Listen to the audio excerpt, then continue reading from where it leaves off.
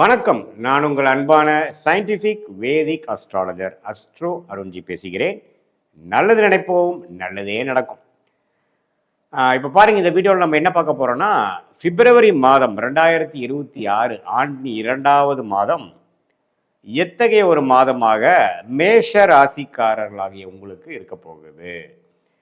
கோச்சார அமைப்பு எப்படி இருக்கு, ராசி அதிபதி எப்படி இருக்கிறார், ஆண்டு கிரகங்கள் எப்படி இருக்கிறது, மாத கிரகங்கள் எப்படி இருக்குது, இதனால எது மாதிரி ஒரு தாக்கத்தை, இது என்னதான் இருந்தாலும் ஒரு பொதுவான பலனாக இருந்தாலும் எது மாதிரி ஒரு தாக்கத்தை கொடுக்கும் அப்படிங்கிறத நம்ம கொஞ்சம் சயின்டிஃபிக் வேதிக் அஸ்ட்ராலஜி முறையில், அறிவியல் சார்ந்த முறையில், அந்த ஒளி அமைப்பில் பாவகிரகங்கள் சுபகிரகங்கள், நல்ல தருணத்தை கொடுக்கக்கூடிய சுபகிரகங்களும், ஒரு தகாத ஒரு சிரமமான ஒரு அமைப்பை கொடுக்கக்கூடிய பாவகிரகத்தோட அமைப்புகள் எல்லாமே மேஷராசிக்காரருக்கு கோச்சாரத்தில் டிரான்சிட் அஸ்ட்ராலஜி என்று சொல்லப்படுகிற மாறிக்கொண்டே இருக்கக்கூடிய பிளானட்ஸ், நம்ம பூமியும் சுற்றுது, பிளானட்ஸும் நம்ம பூமியை சுற்றுது, எல்லாம் சேர்ந்து சூரியனை சுற்றுறோம். ஸோ அதெல்லாம் அமைப்பு அந்த கர்மாவின் அடிப்படையில், அந்த ஒளித்தத்துவ அடிப்படையில் நம்மளுடைய வாழ்க்கை சம்பவங்கள் எப்படி ஓப்பன் அப் ஆகுது அப்படிங்கிறத நாம் மேஷராசிக்காரர்களுக்கு பிப்ரவரி மாதம் எப்படி இருக்கக்கூடிய தாக்கங்கள் இருக்குங்கிறத நம்ம பார்க்க போகிறோம். இப்ப பாருங்க, ஆண்டு கிரகமாகிய குரு 3ஆம் இடத்திலே நீடித்திருக்கிறார். சனி 12ஆம் இடத்திலிருந்து விரய சனியாக நீடித்திருக்கிறார் பிப்ரவரி மாதம் முழுவதும். 2025 மார்ச்சுக்கு மேல வந்த விரய சனி, 7 நாட் சனி ஸ்டார்ட் ஆகி மேஷராசிக்கு விரய சனி, அதாவது சில செலவுகள், தூர பிராணங்கள் கைக்கு வந்தது சேவ் பண்ண முடியாமல் ஒரு சுப முதலீடாவோ வீண் செலவுகளாகவோ நம்மளுடைய தசாபுக்திகள் எப்படி போகுதோ அந்த அடிப்படையில் நிறையா செலவுகள் ஆகிக்கொண்டிருக்கக்கூடிய ஒரு அமைப்பாக, நிறையா ட்ராவலிங் அது மாதிரி விஷயங்கள், செட்டில்டு ஒரு ஃபீலிங் கொடுக்காமல் நெக்ஸ்ட் லெவல் ஆஃப் இம்ப்ரூவ்மெண்ட்டுக்கு என்னென்ன பண்ணணுமோ அதெல்லாம் செய்யக்கூடிய அமைப்புகளாக சனி 12ஆம் இடத்திலிருந்து செய்து கொண்டிருக்கிறார். குரு 7ஆம் இடத்தை பார்ப்பது பார்ட்னர்ஸ், திருமணம், அது மாதிரி விஷயங்கள், நம்ம யாரை சந்திக்கிறோமோ நண்பர்கள், அன்றாட மீட் பண்ணக்கூடிய கிளையண்ட்ஸ், அவங்கள சந்திக்கக்கூடிய அமைப்புக்கு குரு நல்லா இருக்கார். ராகு பார்த்தீங்கன்னா 11ஆம் இடத்திலும், கேது 5ஆம் இடத்திலும் நீடித்திருக்கிறார்கள். ஸோ இப்படி இருக்கக்கூடிய ஆண்டு கிரகத்தின் அமைப்பை பொறுத்து ஓரளவுக்கு பரவாயில்லை. என்னதான் விரயசனி 7 நாட் சனி மேஷராசிக்காரர்களுக்கு ஸ்டார்ட் ஆனாலும் ஓரளவுக்கு குருவின் சஞ்சாரம் நன்றாக இருப்பதனாலையும், ராகு 11ஆம் இடம் லாபஸ்தானத்தில் இருக்கிறனாலையும் ஒரு இடத்துல சில சிரமங்கள் இருந்தாலும் பல இடத்துல நன்மைகள் நடக்கக்கூடிய அமைப்புகள் உண்டு. இப்போ ராசி அதிபதி எப்படி இருக்காருன்னு பார்த்தீங்கன்னா, மேஷராசியோட அதிபதியாகிய செவ்வாயே 10ஆம் இடத்துல உச்சம் பெற்றிருக்கிறார்.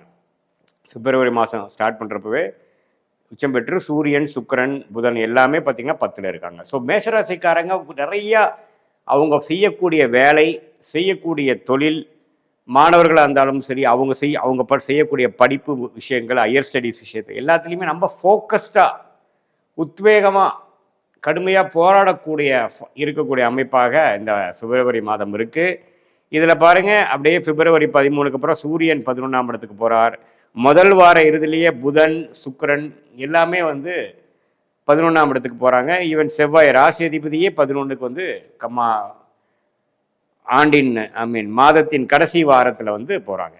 ஸோ 10ஆம் இடத்திலிருந்து 11ஆம் இடம் மாறக்கூடிய அமைப்பு, 11ஆம் இடத்துக்கு போய் குருவின் பார்வை கிடைக்கக்கூடிய அமைப்பு, என்னதான் ராகுவோட சேர்ந்தாலும் குருவின் பார்வை கிடைக்குது. ஸோ அதனால நல்லாவே முயற்சிகள் திருவினையாக்கக்கூடிய ஒரு அருமையான தருணமாக இருக்கிறது. மேஷராசிக்காரர்களாகிய நீங்கள் என்னென்ன முயற்சிகள் எடுக்கிறீங்களோ, உங்களுடைய நீங்கள் ஒர்க் பண்ணுற டிபார்ட்மெண்ட்டில் நீங்கள் என்னென்ன துறையில் இருக்கீங்க, அல்லது நீங்கள் ஒரு தொழில் பண்ணுறீங்க, அதில் கொஞ்சம் டெவலப்மெண்ட் ஓரியன்டாக பார்க்குறீங்க, எக்ஸ்பேன்ஷன் பார்க்குறீங்க, கொஞ்சம் டேர்ன் ஓவர் இன்க்ரீஸ் பண்ணுறது, கிளைகள் போடுவது, சில ப்ராடக்ட்ஸ் இன்க்ரீஸ் பண்ணுறது, புதுசாக தொழிலில் இறங்குறது, இது எல்லாமே கொஞ்சம் நல்லாவே வேகமாக எல்லாமே சேர்ந்து நமக்கு அமைஞ்சிருச்சுங்கிற மாதிரி அமைப்புகளை கொடுக்கக்கூடிய அமைப்பு. என்னதான் கொஞ்சம் சிரமங்கள் இருந்தாலும் கடைசி வெற்றி அடையக்கூடிய அமைப்புகள், நம்ம நாளாக எதிர்பார்த்துட்டு இருந்த தருணம் வந்துருச்சு, எல்லாமே கடகடன்னு வேகமாக செய்கிறங்கிற மாதிரி ஒரு நல்ல அமைப்பை கொடுக்கக்கூடிய தருணமாக இருக்குது. சில பேர்த்துக்கெல்லாம் பார்த்தீங்கன்னா கொஞ்சம் சைடு இன்கம் வர்றது, கரெக்டாக அந்த வாய்ப்பு தேடிட்டு இருந்த வாய்ப்பு, அருமையான ஒரு பதவி உயர்வு கிடைக்கிறது, டக்குன்னு வேலை மாறி நல்ல ஜம்ப் ஆகுறது. இதில் அரசு உத்தியோகத்தில் இருக்கிறவங்களா இருந்தாலும் சரி, பிரைவேட் செக்டாரில் இருக்கிறவங்களா இருந்தாலும் சரி, தொழில் முனைவோர்களாக இருந்தாலும் சரி, இன்வெஸ்டர்ஸாக இருந்தாலும் சரி, அவங்களுடைய ஃபோக்கஸ் எல்லாம் இந்த மந்தில் professional development, professional glory, professional expansion, professional change, improvement, இதை நோக்கி போகக்கூடிய ஒரு அருமையான தருணமாக ராஜகிரகமாகிய சூரியன் செவ்வாய் எல்லாமே 10ஆம் இடத்துக்கு சம்மந்தப்பட்டு சுக்கிரனும் அதில் சேர்ந்து நல்லாவே இருக்கிறார். அதே சமயத்தில் மாதத்தின் செகண்ட் ஹாஃப்ல நம்ம செய்த காரியங்களுக்கு செய்த முயற்சிக்கு நல்ல லாபங்கள் பெறக்கூடிய அமைப்பும் காட்டுகிறது. மாதத்தின் செகண்ட் ஆஃப், அதாவது 3rd and 4th வீக்கும் நல்லா இருக்கு. ஸோ இதனால மேஷராசிக்காரர்கள் நீங்கள் எப்படி கடந்த 3 மாதமாக, ஏன் ஆண்டின் முதல் மாதமாகிய ஜனவரி மாதத்தில் சிலதெல்லாம் நீங்கள் ட்ரை பண்ணது, சில கிரவுண்ட் ஒர்க் பண்ணது, அது எல்லாமே நல்லா பிப்ரவரி மாதத்தில் கொஞ்சம் நடக்கக்கூடிய அமைப்புகள் இருக்குது. அடுத்த வரக்கூடிய காலகட்டமாகிய March, April, May, rest of the மந்த்துக்கு வேணுங்கிற சில விஷயங்கள் செய்யக்கூடிய விஷயத்துக்கு அடிப்படையான ஃபவுண்டேஷன் விஷயங்களை செய்து முடிக்கக்கூடிய, செய்து அமைச்சிக்கக்கூடிய ஒரு அருமையான தருணமாக மேஷராசிக்காரர்களுக்கு 2026 பிப்ரவரி மாதம் இருக்குதுங்க. ஸோ இதை ராசி அதிபதி வலுத்திருக்கிறனாலையும் ராசி அதிபதி 10ஆம் இடத்துல இருக்கிறனாலையும் கொஞ்சம் பார்த்துக்கணும். என்ன செவ்வாயே ராசியை பார்க்கறனால கொஞ்சம் மன அழுத்தங்கள் அதிகமாக இருக்கும். கொஞ்சம் அப்பப்போ நீங்கள் ரிலாக்ஸ் பண்ணவும் தெரிஞ்சுக்கணும்.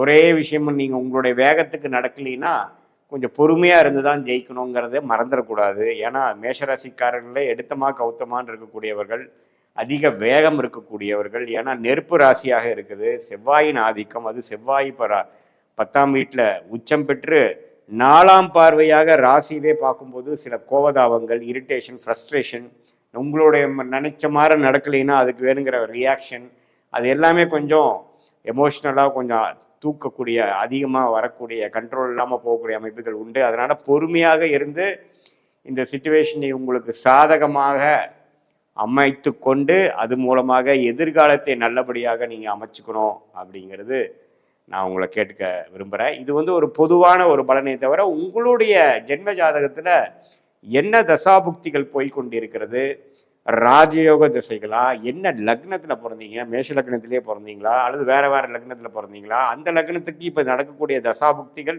எது மாதிரி ஆதிபத்தியத்தை கொடுக்கக்கூடிய அமைப்பு, அந்த கிரகங்கள் உங்கள் ஜாதகத்தில் எப்படி இருக்கு அப்படிங்கிறதெல்லாம் பார்க்கும் பொழுது இன்னுமே துல்லியமாக நம்ம சொன்ன இந்த பிப்ரவரி மாத பொது பலனையும் மிக்ஸ் பண்ணி பார்க்கும் பொழுது எந்த நேரத்தில் எது நடக்கும், எவ்வளோ வேகமாக நடக்கும், எவ்வளோ டிலேவோட நடக்கும், எப்படி நடக்குங்கிற மாதிரி விஷயங்கள்லாம் நம்ம தெரிந்து அது மூலமாக நம்ம வாழ்க்கையில் எடுக்கக்கூடிய முடிவுகள் எடுக்கலாம். அதுக்கு பிறந்த தேதி, பிறந்த நேரம், பிறந்த தேதி மட்டும் நீங்கள் அனுப்பிச்சிங்கன்னா அதில் நம்மளுடைய ஆரோஸ்கோப், உங்கள் ஆரோஸ்கோப் போட்டு நம்மளுடைய கன்சல்டேஷன் அப்போது இந்த சொன்ன கோச்சாரமும் இந்த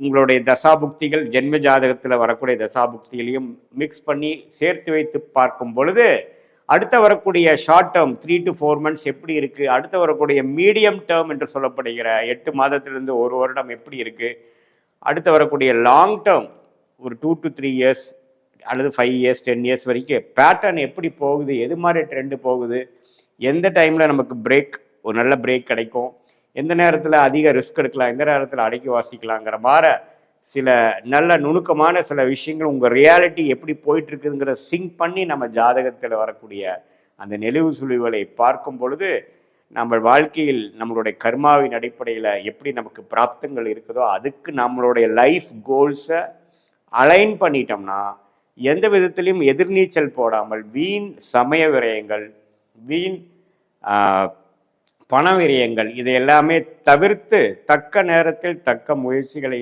செய்து நம்மளுடைய பிராப்தங்களுக்கு நிகரான முயற்சிகளை அந்தந்த டைம்லைன்ஸில் நம்மளுடைய ரோல் பிளேயிங் செய்யும் பொழுது எளிதில் வாழ்க்கையில் எதிர்நீச்சல் போடாமல் எளிதில் நம்மளுடைய குறிக்கோள், அதாவது வேலை மாற்றமாக இருந்தாலும் சரி, கல்யாண விஷயங்களாக இருந்தாலும் சரி, படிப்பு விஷயமா இருந்தாலும் சரி, தொழில் மேன்மையான விஷயங்களாக இருந்தாலும் சரி, ஹெல்த் ரிலேட்டடான விஷயங்களாக இருந்தாலும் சரி, குழந்தைகள் விஷயமா இருந்தாலும் நம்ம அந்தந்த நேரத்தில் எப்படிங்கிற நல்ல முடிவுகளை எடுத்து வாழ்க்கையில் சயின்டிஃபிக் வேதிக் அஸ்ட்ராலஜி மூலமாக நம்மளுடைய லைஃப் பொட்டென்ஷியலை மேக்சிமைஸ் பண்ணி நம்மளுடைய வாழ்க்கை குறிக்கோளை அடைய முடியும் என்று சொல்ல விரும்புகிறேன். மீண்டும் மற்றொரு காணொலியில் சந்திப்போம். நன்றி, வணக்கம்.